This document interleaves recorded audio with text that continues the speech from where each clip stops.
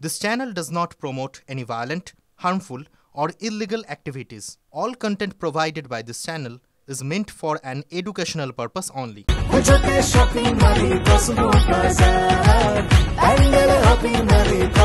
Cosmo বাজার পুজোর shopping two pandal hopping সঙ্গে রয়েছে দারুণ আকর্ষণীয় উপহার। প্রকাশ্য রাস্তায় মহিলার গলা থেকে সোনার হার ছিনতাই, বাইক চালিয়ে চম্পট দুষ্কৃতী, সেই চাঞ্চল্যকর ছবি সিসিটিভি বন্দী।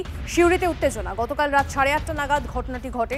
ভিডিওতে পরিষ্কার দেখা যাচ্ছে বাইকে করে এসে মহিলার গলা থেকে হার ছিনতাই করে বাইক চালিয়ে পালিয়ে যাচ্ছে দুষ্কৃতী। নির্জন রাস্তা নয়, রীতিমতো লোক চলাচল চলছে, আর তার মধ্যে এই ঘটনায় আতঙ্কিত স্থানীয়রা। তদন্ত শুরু করেছে পুলিশ। আমাদের বাড়িতে ঢুকছি আর সেই সময় একটা সামনের দিকে একটা সাইকেল যাচ্ছে, পেছন দিকে একটা গাড়ি আসছে। এবার রাস্তা খুব ছোট, আমরা স্বামী স্ত্রী দুজনে সাইড হলাম যে ওরা পেরিয়ে যাক, আমরা তারপরে যাব। আমরা ওই সিঁড়ির উপরে চাতাল করা আছে, আমরা ওখানে দাঁড়ালাম, আর দাঁড়িয়ে সাইকেলটা পেরিয়ে গেল। পেরিয়ে যাওয়ার পরে ওই যে বাইকে করে এসেছিল সে হঠাৎ হাতটা তুলে আমার মালাটা ছিঁড়ে নিয়ে চলে গেল। সুদের টাকা না দেওয়ায় বাড়ি ভাঙচুর, লুটের অভিযোগ। দুই শিশু নিয়ে হাওড়ায় ঘর ছাড়া দম্পতি। ব্যবসার জন্য চড়া সুদে গ্রামের মহিলা সমিতির কাছ থেকে টাকা ধার নিয়েছিলেন হাওড়ার জগৎবল্লভপুরের বাসিন্দা প্রশান্ত সাঁতরা ও তাঁর স্ত্রী লিপিকা। ব্যবসা না চলায় সুদের টাকা দিতে পারেননি দম্পতি। তারপর থেকে মহিলার উপর মানসিক নির্যাতন করা হচ্ছিল বলে অভিযোগ।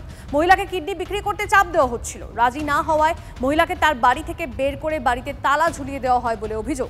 বাড়ি ছেড়ে অন্যত্র থাকছিলেন দম্পতি। গতকাল তাদের বাড়িতে ভাঙচুর, লুটপাট চালানো হয় বলে অভিযোগ। জগৎবল্লভপুর থানায় লিখিত অভিযোগ দায়ের করা হয়েছে।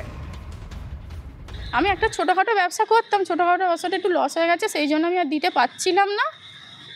মানে এই পরিস্থিতি আমি আজ পড়ে গেছি। পড়ে যাওয়ার পরে আমাকে ওইখানে ওরা পাঠিয়ে বললো ধরো বিক্রি করে, আমাকে কিডনি বিক্রি করার জন্য প্রেশার দিল যে তোকে কিডনি বিক্রি করে দিতে। আমি বলেছিলাম যে আমাকে সময় দাও, সব ভাঙচুর করে সব কিছু নিয়ে চলে গেছে। আপনি এখন বর্তমানে কোথায়? আমি এখন চাপাতলায় আছি। বাড়ি ঢুকতে পারছেন না? আমি বাড়ি ঢুকতে পারছি না। বাড়ি ছাড়া আজ 8 মাস রয়েছি। কি ঘটনা ঘটছে আমি তো বুঝতে পারিনি, যেহেতু পাড়াতে তো নেই আর উধাও হয়ে গেছে। আমি সেই মহিলাদেরকে অঞ্চল থেকে সরিয়ে দিয়েছি যে সে নেই, যেহেতু তাহলে মিউচুয়াল এখন হবে না, চলে যান, সে আসুক, মিউচুয়ালটা হবে। একদিন দোকানে যাচ্ছি, ওদের সঙ্গে এখানে রাস্তায় আমার দেখা হলো।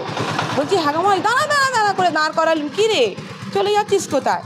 না বড় মা, এই যে আমি অমুকগুলোকে কিডনি দেবো বলেছি, এই দেখো তার ফটো, দিয়ে তোমার পয়সাটা কিছু করে দেবো। আমি ঠিক আছে, দিতে পারছো না, আস্তে আস্তে দাও, এরম বললুম। ওরা চলে গেল। সেই যে গেল, ওরা আর কোনোদিন ফোনও করেনি, কোনোদিন আসেও নি। বলেছিল যে তোমরা ও আসেনি যখন তোমরা এ করো, এক কাজ করো, ওটা ভেঙে ওরা সব যা আছে নিয়ে যাও, এরম বলেছিল।